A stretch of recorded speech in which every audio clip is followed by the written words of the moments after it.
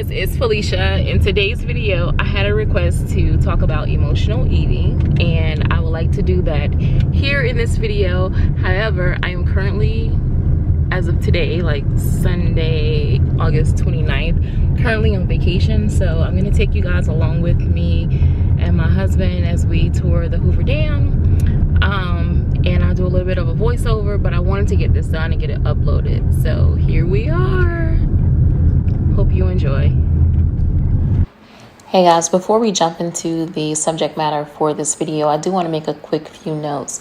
Number one, like this cruise was about, I don't know, somewhere between like 90 minutes and 2 hours long. So what you're seeing here is just a quick snippet. I just wanted to be sure that I was able, to get like at least like 15 minutes of film for this particular video, because I thought like if we've got to talk about something heavy, let's have a beautiful background along with it.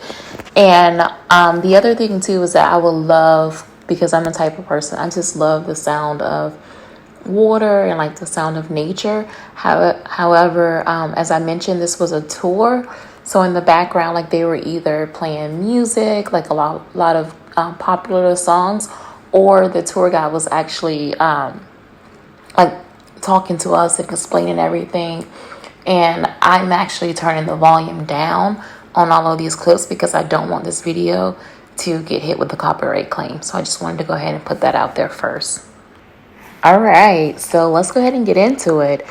First, I would like to share with you a small bit of my experience regarding emotional eating. And then at the end, I'll leave you guys with a few tips that I personally use. And hopefully you may find some value from those as well. Let's first define what emotional eating is. In short, it's when we eat not for biological reasons, but instead to soothe ourselves. You see, when we eat, particularly tasty foods, we get a hit, like a dose of dopamine, which is a neurotransmitter in the brain that gives us pleasure.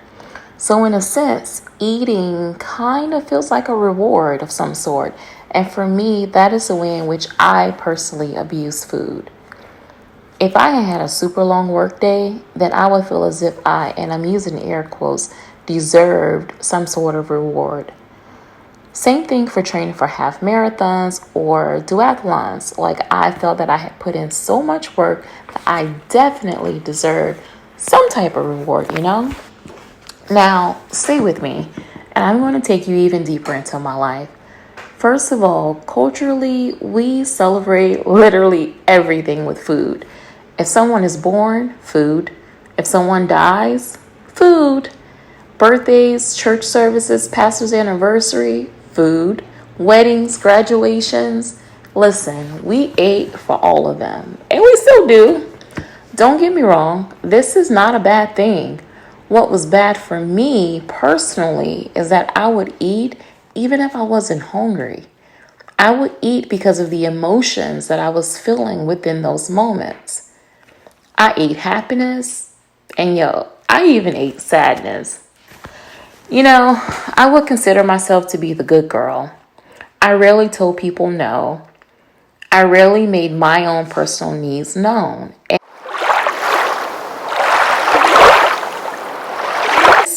It poured over into work and into relationships.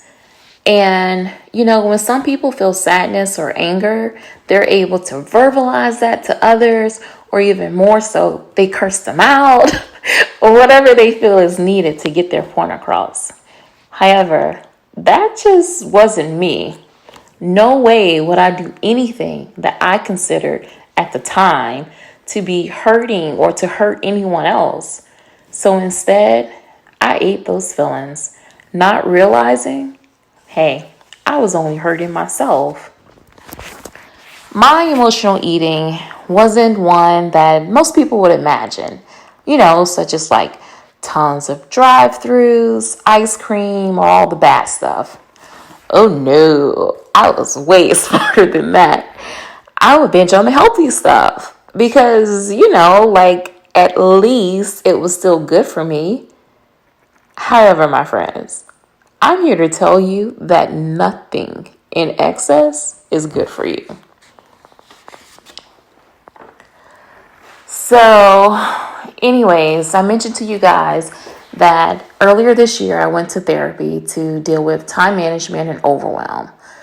It was then that I realized that I had a tendency to self-sabotage. Believe it or not, I had a fear of success. And now that I know what triggered that and I've worked through that, I've been able to put much more productive habits in place.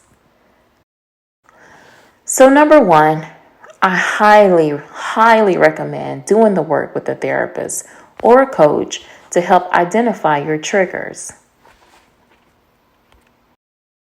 Number two, acknowledge and honor your feelings in the moment. I like to ask myself the following questions. Is this true? Is this just something that I am making up in my head? Is this within my control? And if so, what parts of this are under my control, right? Number three, ask yourself, how will this make me feel in an hour from now and also a day from now?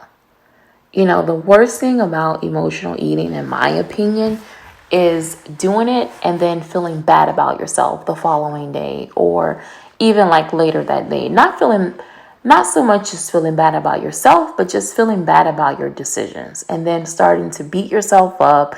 And that's just not helpful at all. Number four, pause and ask yourself, is there anything more productive that I can do to process what I'm feeling?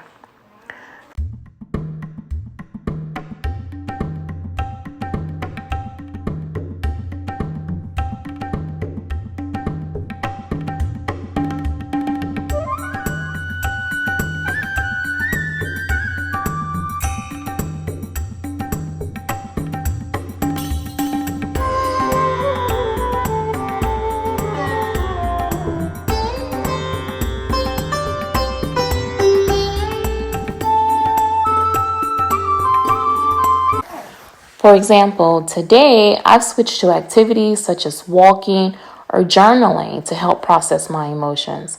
Sometimes I'll even talk to my husband, I'll call a friend, I'll just do something that is much more productive. And even if eating is the thing that I want to do, I'll try to take the time to plan a nice healthy meal for myself.